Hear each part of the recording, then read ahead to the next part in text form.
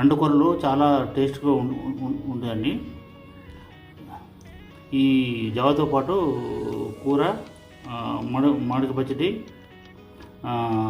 తర్వాత పెరుగు కూడా వేసుకోవాలండి.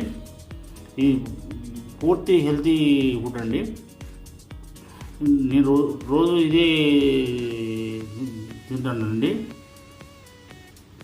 ఊదులు, సాంబారు, అండుకూరలు, కూరలు తింటున్నామండి. ఒకరోజు విడిచి ఒకరోజు మార్చి వండుకొని తింటున్నానండి.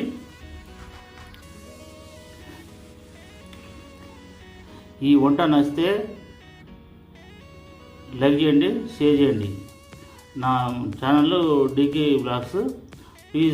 Please subscribe. జై హింద్.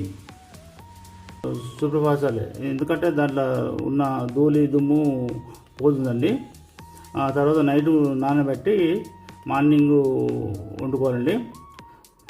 అయితే ఈ ఒక గ్లాసుకు ఒక 9 గ్లాసులు నీళ్ళు తీసుకోవాలి. తీసుకున్న తర్వాత ఎసర బాగా మరిగించాలి.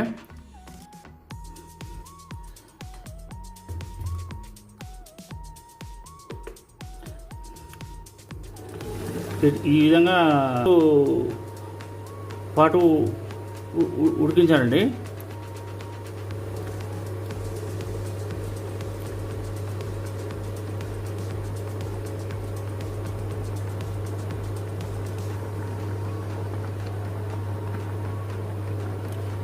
ఇవి ఆరోగ్యానికి చాలా మంచిదండి. అధిక ఫైబర్ ఉండడంతో జీర్ణ వ్యవస్థకు సహాయపడుతుంది. గుండె ఆరోగ్యానికి ఎంతో మేలు చేస్తుంది.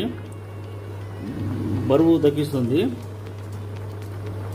ఇవి మనం తిన్నాక కడుపు నిండినట్లు అనిపిస్తుంది.